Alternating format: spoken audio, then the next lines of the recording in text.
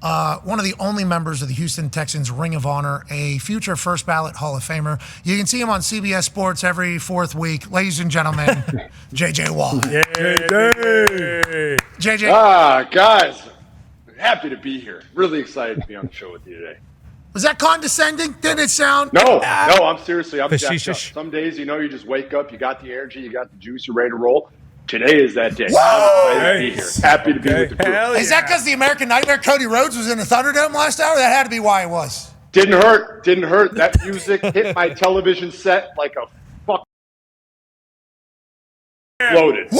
I wasn't ready for it. I was in the kitchen today. making a cup of coffee, and that shit hit my eardrums. I said, let's have a day. Okay, is Davante Adams going to Houston Texans for a one-year rental potentially? Is he going to the San Francisco 49ers? Is he going to Pittsburgh, Pennsylvania? Is he going to the Vikings? What do you think about Davante Adams on the move, JJ? I mean, I think you have to look at these situations as, can he make us a Super Bowl contender right now? Does this make our team better immediately? The Texans, I think their receiving core is strong and set. I don't think they're good. The Steelers is an interesting one. I do think he can obviously help that receiving core. The Niners, I mean, you guys have already said it. That would be pretty wild. Chiefs could certainly use him with some of the injuries that they have. But again, that's one of those where he goes there and you're like, son of a bitch. That's like Kevin Durant to the Warriors. So it's tough, man. I mean, I actually do think the Steelers make a lot of sense. I don't know what they want to do there, how they're planning. Obviously, the Jets makes a lot of sense. But when you're taking on that type of guy in that type of situation, you have to decide, is this going to make me better right now? Can this take us to a Super Bowl right now? And I think there's some teams that doesn't necessarily fit for. There's so many different reports happening all at the same time about who's interested in what, and the Raiders are reaching out to these people, and teams are obviously interested in Davante Adams. And I think, what is the interest level? Is the interest level actually checking in, saying, what is it going to take to get this thing done? Is the contract a part of this entire thing? Will there be a holdout situation? Will this get ugly? So I think there's a lot of people poking around, as there should be. Inevitably, I think this is going to happen relatively quick. Mm-hmm. I think there's a chance that some teams... It's early in the season, and it's not like this is an 0-4 situation. Like sometimes you get those where it's 0-4, you got a star player, and you're like, he's at a point in his career where he wants to go win. You understand those ones. This one's not necessarily that. Like it's not like they're completely out of anything here. So this one is definitely a little more interesting. But watching the press conferences and seeing the way people talk, I agree with you. This one seems like it's going to move very fast. Well, congrats to all parties. Now let's talk about another situation that is happening. We talked about San Francisco 49ers there. So we didn't know Achilles was involved at all in any of the Christian McCaffrey offseason stuff. We thought it was calf, and then all of a sudden Schefter on like Monday of opening week maybe is like, he's got a calf Achilles thing, and we go, whoa. We didn't hear the Achilles. It's like, well, it's actually Achilles arthritis or tendonitis or whatever. Yeah, tendonitis or whatever it is. So he's just waiting for the inflammation to go down. He travels over to Germany, gets some treatment that isn't legal here in the United States, but isn't cheating either. It's kind of a similar treatment, but they just do it differently over there. It's supposed to happen. He comes back. They're getting on the field this week. We'll see how it goes. Nobody has an answer. And then it comes out like yesterday, well, it's actually on both legs. He's actually had this on both. And the way Shanahan kind of gave the answer, it was like no, during the time he's had it in both. I think it started in one, then you overcompensate and went to the other, but mainly one of them has just been bothering him, but he's had it in both. So I think potential other Achilles tendonitis in past, like maybe a year ago, 2 years ago. Yep. Maybe throughout the entirety of this thing it exists, because tendonitis can flare up whenever. Now it's also in the other one, which is probably why they're a bit alarmed or perturbed in this whole thing. How do you read this? What do you think happens here? And how bummed out are you, just like me, that we haven't seen Christian McCaffrey? And I did not expect this at all this season. I thought Christian McCaffrey was going to go. And if you listen to Schefter, who we think is pretty in the information game on all this, he drafted Christian McCaffrey in the first round of his fantasy football this year. Right away. So I think Schefter thought Christian McCaffrey was going to be, I think a lot of people did, and then this just kind of comes out of nowhere. Quite a bummer in my eyes, but how do you see it working out, JJ? First of all, how is Schefter allowed to play fantasy football? I feel like that should be against him. They all have that one show. Remember Vanderfield Yates, he broke his shoulder down at the fantasy football drafts tackle celebration on Sam. Nice. Everybody called him soft. He sold out. It's a good tackle. Yeah, I kind of have flag, respect for but that. still. But anyways, I think it is certainly snowballed downhill here quickly. I mean, I remember that first week of the season. Remember, it was like, is he going to play? Is he not? It's a game time decision. And now to be sitting here, 4 weeks later and zero timetable for return. He's gone to Germany, which is generally never a good sign when you're over there mid-season. I think you don't want to speculate, obviously, about what happened over there, but there's been many guys that have gone over to Germany in the past, and they do Have you? successful things over there. No, I've done some similar treatments to what they do over there. I've never actually gone over there. I mean, I know Kobe's been over there. We talked about that before. So it does. There are definitely things that help with tendonitis. That's for sure. So I'm hoping that he got that, and it helps extremely quickly because the world wants to see him. But this is always a fascinating part for me with sports as well, is we put these timelines on things and we have these expectations for these guys because we're not attached to them whatsoever. We just want to see him on the field. We're like, just get back out there. 4 weeks, 4 to 5 weeks. But the person, like, he's going through just agony. Like, he wants to know what's wrong. He wants to know how to make it better. Every single day, he wants to make progress towards getting back on the field. Yet all he does is turn on the TV and see everybody talking about, when's it going to get back? What is it? It adds this stress, this anxiety on top of you that as a player is really tough. And we do forget, because we make all the big money, because there's so much gambling on the line, because there's billions of dollars on the line, everybody wants the information, I understand. But at the same time, I do think that we sometimes forget that these guys are human, and he literally has something extremely painful going on in his Achilles. And if he could be out there in any capacity, he would be. Godspeed, Christian CMC. Mm-hmm. Get back soon. Get back soon. Sooner or later for everybody. I'm joking. I'm joking. They're a powerhouse anyway. I mean, they've obviously tripped up a little bit here and there, but I mean, that team with the talent that they have, when you even mentioned Davante, like it hadn't even crossed my mind as a potential destination. It always reminds me of that Chris Paul trade where the NBA literally blocked the trade. Like, how come they've never done that since? How come that's never happened again? Well, I think the fallout and the reaction of it all. What's that? Well, because LeBron wanted to do it, so they let it happen. Now every team gets to do it. Oh, you're talking because the Heatles happened? Yeah, bingo. The Chris Paul was to the Lakers, right? That's the one. That wasn't a trade, though. That was a free agency. The NBA owned the Pelicans or whatever at that time. Yeah, they were the acting that was wild. Ownership. Talk about a wild scenario. Yeah. Exactly. So what? What? So exactly. So exactly what? So Chris Paul, no. Sorry. Bron, whatever you want to do. It was a trade, though. It was free agency. Those are two different things. Whatever. Don't care. You're the best. Go ahead. A little side. Whatever. Yeah. Okay. Yeah, I'm sure they weren't cooking the books for LeBron again. Okay. Chris Paul with San Antonio, by the way, is take their over. He's going to get it. I know who the ball is supposed to be going to here. Yeah. And he's going to tell everybody else who it's supposed to be going to. Yeah, and he's not going to take any shit. No. He is not going to take. Go ahead, AJ. JJ, yesterday we had Aaron Rodgers on. He talked about his whole cadence situation. Seemed to clear the air. He and Saleh are doing great. They hug, especially in the locker room. Hopefully on the field, the hugs get better for all of us to see, I guess, or more. They're both in on it as much. But what do you, from playing against that cadence that Aaron has, can you describe what it's like and what kind of weapon that is for an offense? Yeah. I heard AQ talking earlier about it. He had some great insight on it, and I agree. Aaron's cadence is very difficult to play against. I think the cadence is one of the most underutilized things in the National Football League, and when somebody uses it properly, it is a very legitimate weapon. So I don't think that he should ever back it down because it truly can get you extra first downs, extra yards, extra opportunities. I mean, everybody knows he's the best at getting guys to jump off sides and then taking a deep shot down the field. And why not? It's a deep ball. You have a chance to connect on it. But the thing that Aaron does so well, and it is difficult, AQ obviously can speak to this, everybody has to be on the same page. There's so much information that they have. But if you do it right, Aaron's is like chaos. It is, he goes up to the line and it always sounds the same, but he could do it on 3, he could do it on 4. Like most guys have, it's on 1 or it's on 2. And that's about all they can handle mentally and all the offensive line can handle mentally. Let's be honest here. We're not dealing with, rocket sciences. Yeah, we offensive got to line. keep it. We got to keep it pretty simple. But Aaron's, he'll go on 4, and they all sound the same as 1. And most guys, like if they're going on 2, you can tell. Like it's like a hard 1, and then the second one, or they're always the same. And generally, their offensive line knows that he likes this enough that they aren't tipping each other off. Like AQ was speaking about earlier, offensive line always has that little, hold your water or Jeter, because it's on 2 or something like that. Aaron's guys generally in the past, at least when I've played him, haven't really given it away. So it completely negates your ability to get a good jump on a pass rush, and it can give you a few extra plays a game, free plays. Yeah, it's one of the things that separates him, I think. Like, that is literally a part of his game. His accuracy, his ability to read the defense, and then also his cadence is what people, like, attribute to him. And I think other quarterbacks ask him about the cadence. I feel like it's one of his things. So whenever it was kind of presented in that press conference, like, hey, well, you're like maybe the greatest all time, Matt. We're going to have to slow that thing down a little. And then he's like, it's like telling a pitcher, like, your fastball is too fast, man. Just catcher can't catch up to knock it down. Yeah.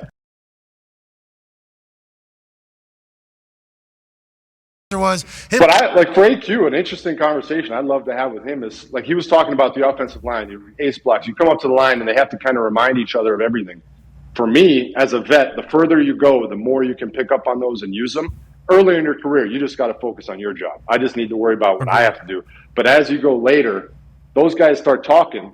I know the play before it starts. If I hear CC, I know that's a C block. They're going to come down, so I know exactly what run play is coming. If I hear Jeter, I know that's on 2, or some guys say Soko for second color.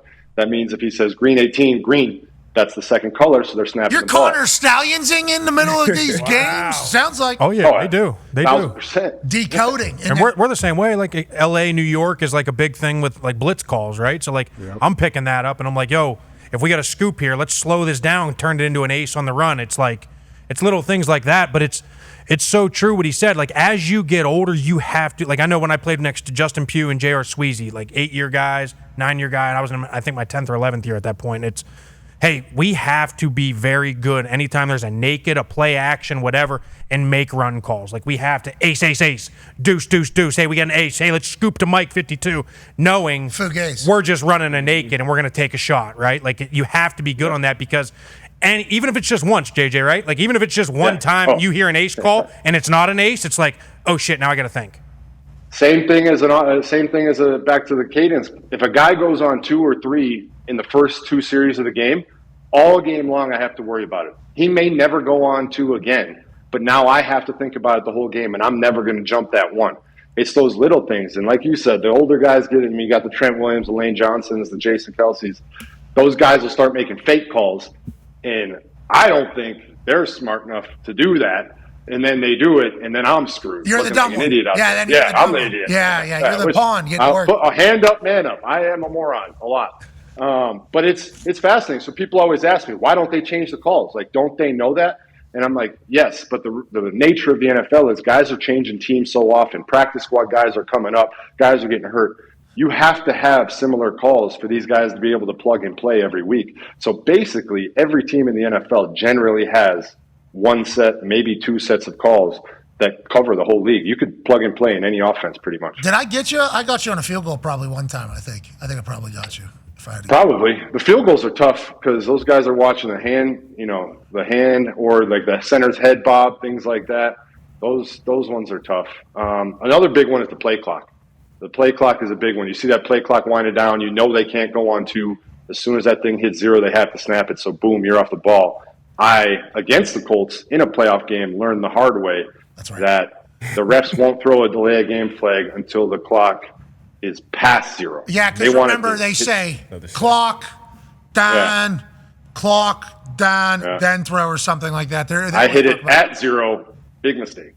Yeah, it needs to be negative point half. Mm-hmm. You need to let that thing go one more side. Go ahead, AQ. Carson Palmer had one of the best things. So it was 3rd and 1, right? Like anytime we had a 3rd and 1, he had this cadence called Daytona, right? And it was Daytona's the live word. So he'd sit there and he'd get up, said, white 80, said, hot, send somebody in motion. Said, hot, white 80, blue 20, hot. And at this point, he would wait for, because now the defense thinks that we're just no play, right? He would wait for the D tackle to get on a knee. And then Daytona, hot! And then we'd run the play. It was awesome. That's brilliant. It was awesome. Because that's exactly what we do. Yep. We're like, fake play, and then we all just chill. And I've never seen anybody actually do it. That's brilliant. It was awesome. I was always like, somebody might as well take advantage because we all relax. Well, that's like fake spike play. I think Peyton was trying to do that a bunch of times. Those deception plays are awesome in theory, and when they work out, that's beautiful. Yeah. Hands too, right? Sometimes Except for certain fake punts, right? Certain fake punts don't work out. Classic. Yes. Hey, some quarterbacks' hands though too, right? Isn't there like some tells that come like some quarterback's hands will like open before the ball is about to actually get snapped? They like just move their fingers just a little bit and D-tackle. I don't think people understand the level of scrutiny that we take to opposing teams' film. Like you said, whether it's the hands, sometimes the guy's heel. If one heel's a little bit more off the ground than the other, that's a pass play. If it's flat, it's a run play. Or if one foot's a little bit more in front of the other, that means he's going to open to the left versus open to the right. There's so many different things. Offensive lineman stances. I mean, everybody knows the old school one where if they have weight down on their fingers and their knuckles are white versus if they're back. But it's a 2-point stance versus is that 2-point in his instep or is it to the heel? Like, we literally dissect everything. You say Connor stands, and that's why it was so funny to me with the whole thing is I'm like, every single team in the country, if you're a reputable organization whatsoever, is trying to find every single advantage. That one's its own. But, like, we are trying to find every minute little detail. We're listening to every TV call for the cadence, for the inflection of the voice, for the offensive line calls, anything. We're trying to find any advantage we can. Which is why having a great cadence is a massive weapon and why Aaron goes, if we're going to be trying to win a Super Bowl here, the cadence has to stay. Look, I don't know about everybody else, but cadence is going to have to stay. Quite a weapon. Get you to show coverages, too. Like you go on that 2 or 3, you got to blitz something. Like, you know, if AJ got a blitz or I got a blitz, maybe my blitz, he catches me. All right, AJ, here, you take it, you switch it. But you get that safety rotation. And quarterbacks, you know, at Aaron, you know, you 10, 15 years in the game, all right, it's going to be this coverage. You get a guy on film who you know can't really hold his water. Maybe it's a new guy in the lineup. It's always tell. So it's a lot of things that go into that cadence on every level, the D linemen, the linebackers, and the DBs. And if you have the D linemen on their heels just a little bit, like he said, if they go on 2 or whatever, that opens up everything. For instance, a run game. Let's go to the Baltimore Ravens because in the first quarter the run game was going, and that hasn't been good in the history of that particular running back. Yeah, you're very familiar with this guy, Derrick Henry, still doing it at a high level. I feel like most of his big runs have come with Patrick Ricard in the game as well. What's your thoughts on this Baltimore run game as a whole? Yeah, I mean, I think I sit there and I look, you know, Derrick Henry obviously switching teams, and people have the narrative of running backs being, you know, short shelf life, or, you know, he's turned 30 and now all of a sudden he's old, which is ridiculous to even say out loud. But I think we have to give him his flowers. He's gotten a lot of them, but I think he deserves even more because the guy just continues to perform at an unbelievably high level, especially for a guy his size. You would look at a guy his size and think, massive guy, all these yards, all these carries over the years, he's going to break down over time. He just continues to do it at the highest level, and now in one of the most potent rushing offenses following a guy like Patrick Ricard. So I tip my hat to him because I know how difficult that is, and we've seen running backs fall off before, and he clearly doesn't look like he's falling off at all. So I think it's a massive statement about his training regimen, about the way he takes care of his body, and doesn't look like he's slowing down anytime soon. At all. Doesn't he do those rubber? He does like 315. Yeah, earthquake bar. Yeah, with the earthquake bar. Like his workout's legendary in the offseason. And then pairing him with Patrick Ricard, and then them starting the game with an 87-yard run. I mean, that's dream start for Derrick. That's demoralizing for a defense, I can tell you that. You're standing out there and on play one,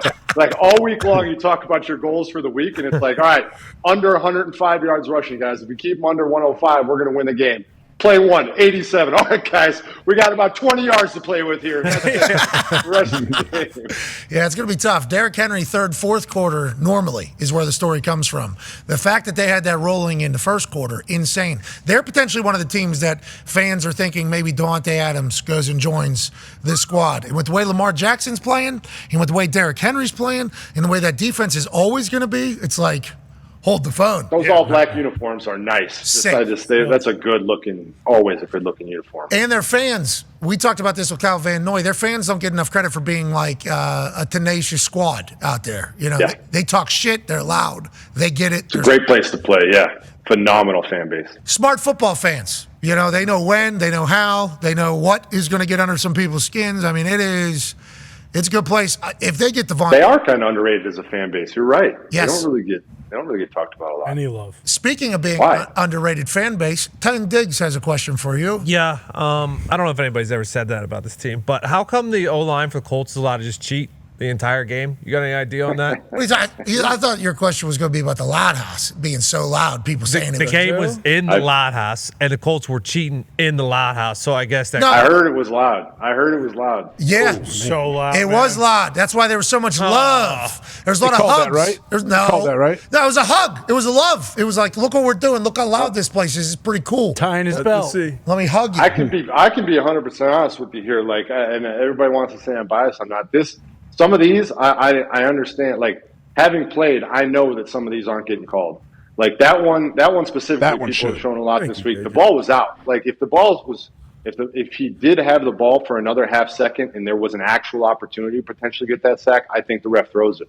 But the ref saw the ball was out, so I don't think he's going to call that one. Truthfully, I know what it's like. You watch the game, and there's ones I get mad about because I know they should be throwing the flag. And then there's ones where I'm like, that was a hold, but they'll never call it. And that's kind of one of those. Well, and also TJ couldn't get off because the stadium was so quiet whenever Joe Flacco had the ball. Didn't have any advantage either, so he did get into the grasp of Fries. You know, and that's something. Sure. Fries will get you. That's something. They threw a lot his way, man. There was Chip City over there. It was Tight End City. There was a whole lot going on over there.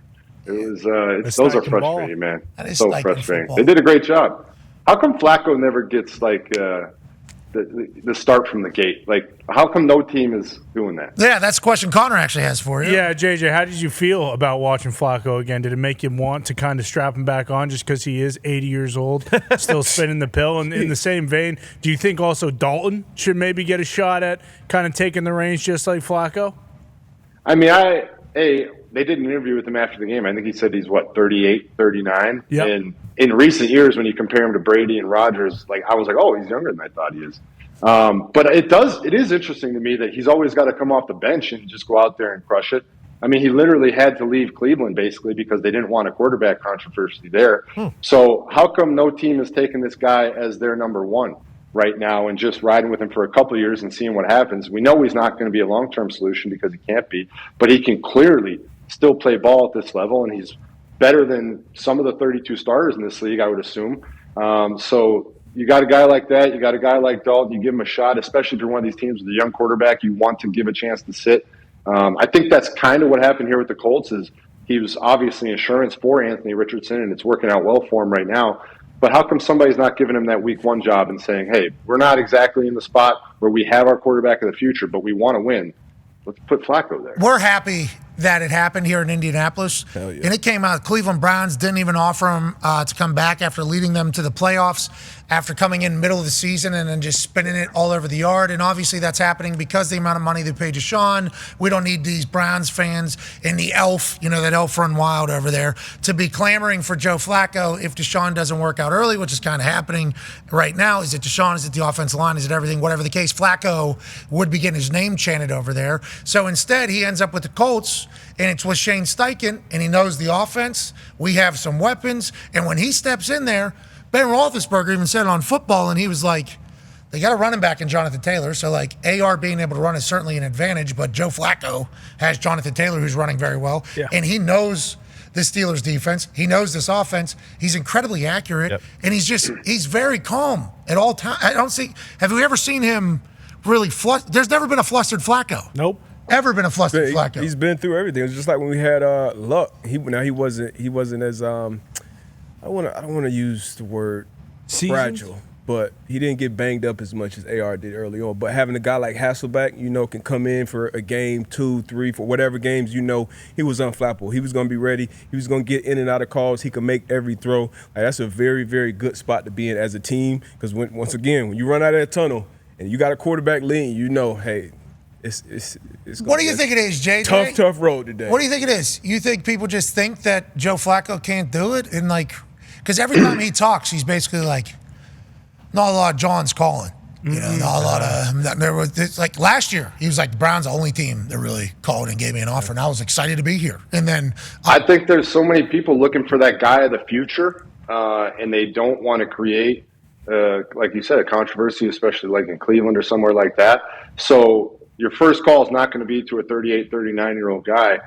But you look at that on the flip side, I'm not saying they're the exact same level of talent or whatever it may be, but people are calling for Aaron Rodgers right away as soon as he becomes available.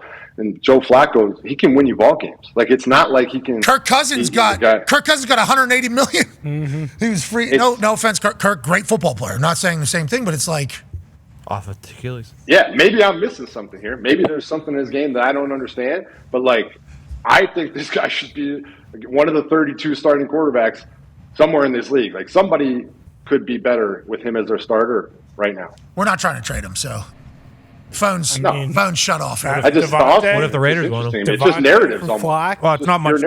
It's not much different than the same conversation we had about trading for a vet versus trading on draft day, right? Like, anytime, like the way I always look at this is like the minute you think logical, the people upstairs think the other way. Like, I'm not kidding. Like, it's like, holy shit, that guy can play.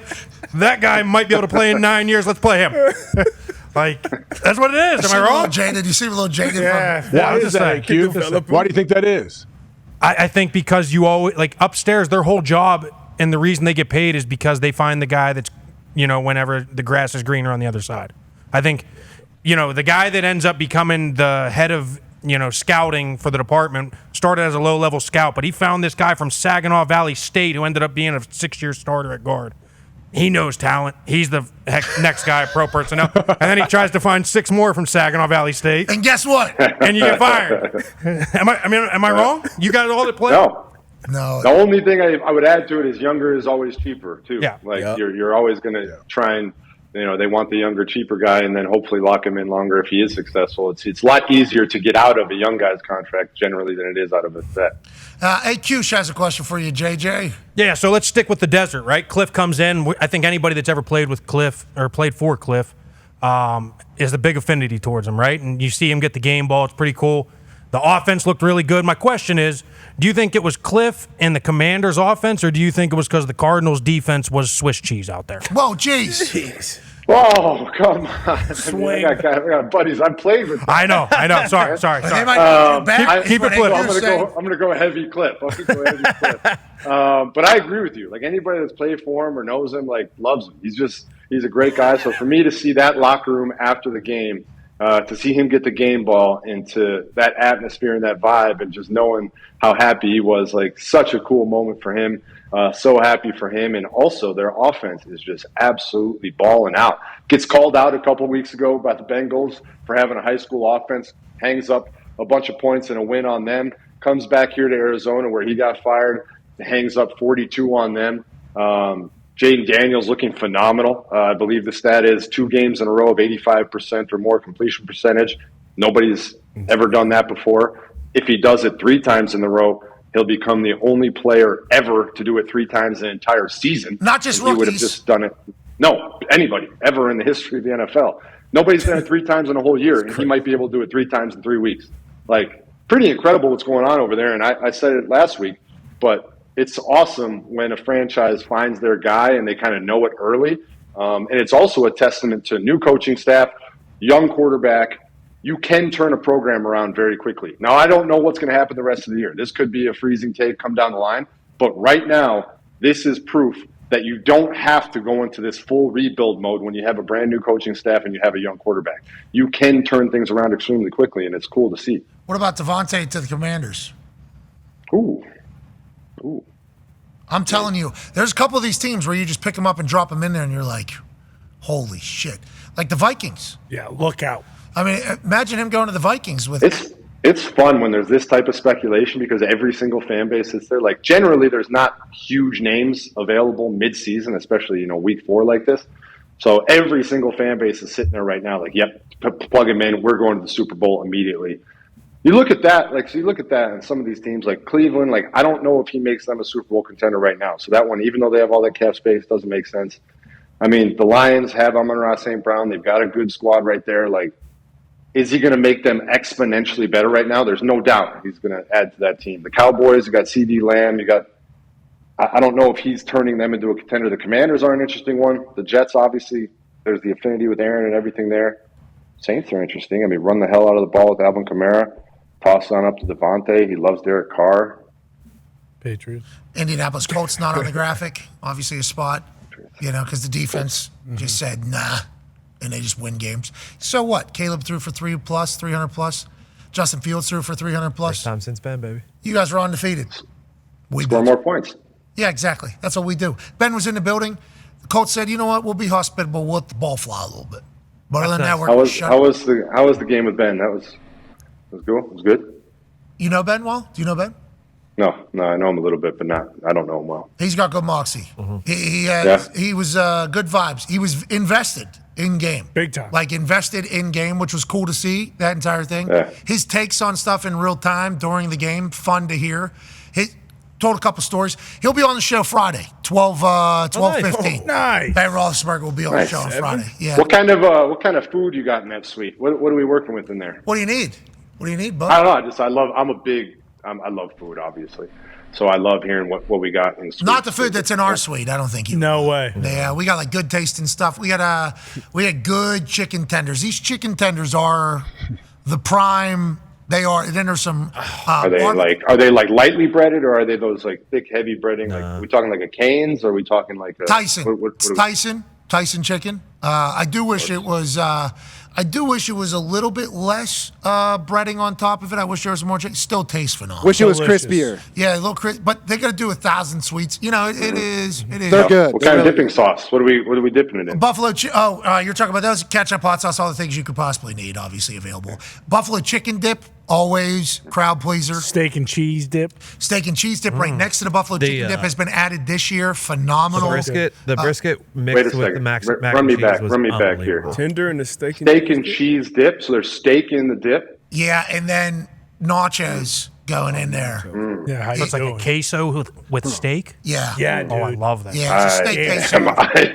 I am intrigued. If we could get a photograph of that from somebody in Indianapolis. Gotcha. Couple weeks, we'll send it over. I'm having a tough time picturing that. The buffalo chicken dip, to be clear, was show stealer. Then this steak queso comes in, and it's been equally crowd pleasing. Fantastic.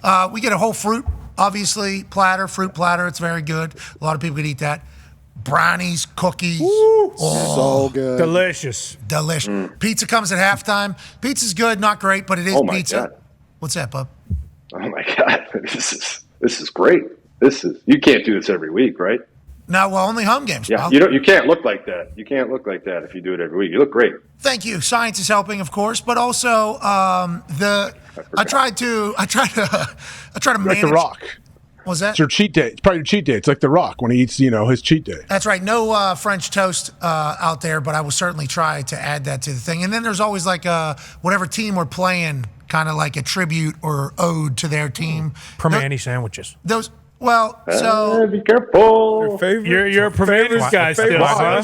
Why you gotta be careful? What happened? I thought you It were was a out on mix-up. Providers. It was a mix-up. I thought you were done. It was a That's mix-up. why I did it. gotta be a real jag off to do what you just did right there. Gotta be Was that the real. old? What was the old Pittsburgh? Rudy Subs is my sub place. I work there. Rudy Subs and Pizza. How can I help you? Okay. It's a go-to. But they're whole Italian hot, lettuce, onion, mayo. Thank you. We'll add the side of fries with cheese. They're crispy fries, so we're going to enjoy that. And I like a Turner jug, please, of iced tea, brewed right there in Penn Hills in the East Hills of Pittsburgh. So that's where I'm headed to. But yeah, it was a sandwich tribute. It was a sandwich tribute because we are a town of sandwiches. I love it. We are a town of sandwiches. JJ. Yes. JJ. Yep. Right here. If you had to give a prediction right now of who's winning the Super Bowl, we're 4 games into the season. Who would you say? And what the hell is Pewaukee? It's my high school, man. It's my high school. What are we? We're the Pewaukee Pirates? Yes, Milwaukee Pirates. We won the state championship 2 years ago. Hell yeah. Conference realignment is not only in college football; it also took a victim in the Milwaukee Pirates. We moved to a conference that is just say there's some big dogs in there that we aren't accustomed to playing against. So Pirates are going to have to toughen up a little bit. We got a tough little ride. We just entered the SEC of Wisconsin football. And we're not. We're a small school. We're not as big as the SEC. So Good we're luck, gonna give it a shot. Pirates. Good luck, Pirates. But I would say You the Chiefs. adjust. When you ask me, I'd say the Chiefs. I mean, the narrative has been discussed. They're winning, not even playing close to their best football right now, but they're finding a way to win, which is what you have to do. And they're only going to keep figuring it out as it goes. They're going to keep getting gelling, getting together, getting in better condition, all of that. And it's going to help them come January, as it always does, where they just find a way to win. It may not be the prettiest games, but they find a way to win. And you can't – anybody who says anybody other than them right now, I don't blame you. You can guess, but you'd have to pick the Chiefs right now. Travis Kelce all the way back now. And then the Rashee Rice injury, allegedly not as bad as they thought initially. They're doing more testing. Could find out if he's able to return this year, which is obviously huge for their offense thus far. Rashee Rice has been a massive piece. Xavier Worthy goes bananas. He's the fastest guy in the NFL this weekend, hitting the deep shot. Travis Kelce gets on the board with a bunch of yards, no touchdowns. How do you feel? Kareem Hunt's getting a rock a lot more because Carson Steele goes back-to-back week with the fumble. Is Travis Kelce... Chris Jones playing great. Okay, defense. I mean, Travis is like, I'm with everybody else. Like, it's not like he's been a bad football player. It hasn't been as explosive as it normally has. And I'm not on the other side where this game was like, oh my gosh, he's finally back. Like, I mean, I think it's 89 yards. Like, it's a good game for him. It's a good, solid game. He's going to continue to get better as the year goes on. Conditioning is going to get better. People are going to start playing their normal defenses a little bit more. He's going to get that chemistry together with Pat. Like, it's all going to be good. What was the conditioning? He wasn't ready. He was partying. Everybody or just him? Everybody. I mean, everybody. As the season goes on, you get better and better. You get more in sync with your offense. Things start to flow. I'm happy that Travis Kelce's getting the ball again. I just want to let everybody know. I was about sick of that conversation because there's a lot of people taking it as an opportunity to say things about Travis that I don't believe are true. This guy's in GOAT conversation. That is how it is. Okay. And obviously he's in a lot more things now and everybody knows him, which is good for the NFL, that one of our greatest of all time is getting a lot of attention and getting more opportunities. It's good for our sport, good for our league. But whenever that happens and then you're not having the exact same production that they see you in your absolute best games, it kind of opens the floodgates for people to say stuff. For sure. And I'm happy. There is also, like, he is getting older. Like, we can also just, like, at some point you do start to, your stats are going to start to go down. Like, you can't do it until you're 45 years old, especially at a tight end position like that. So, I mean, we can't analyze every single week like, oh my gosh, at some point you do start to slow down. No, he didn't slow. Everything opposite. I didn't say he is right now. I said at some point we're going to, and people don't need to find something to blame it on his off season or on his girlfriend or on whatever it may be. Like, at some point, it's just, football's football, man. It's hard, and you play it for a very long time, and as you get a little older, it gets a little more difficult. So if you want to pinpoint it on something because you want a clickbait headline or you want to talk about something, you want to get all the Swifties riled up, go for it. But the truth of the matter is sometimes football is just football. Don't do that. Don't get them riled up. Don't get them riled up. Bad idea. Because now you're going to motivate the Chiefs even more. Mm-hmm. You want your team to lose? Yeah. Okay, you want them on your side. They're a rowdy bunch. It's good to have them on your side. They're an unbelievable fan base. I mean, truly unbelievable fan base. Phenomenal fan base. And also Travis Kelce is still Travis Kelce. Let's not. And the Chiefs are still the Chiefs. They're winning games, not playing their best ball. Haven't been happy yet. That's my biggest takeaway. The Chiefs, who are the back-to-back Super Bowl champions, one of the only teams that is still undefeated, have not been like, whoa, we play good football today. Not one time. It's like other cultures, other programs, other organizations start feeling themselves a little bit. They just don't do that. I don't know how or why. Good culture over there. Hopefully, Andy Reid, man. Andy Reid, great coach. He just solid.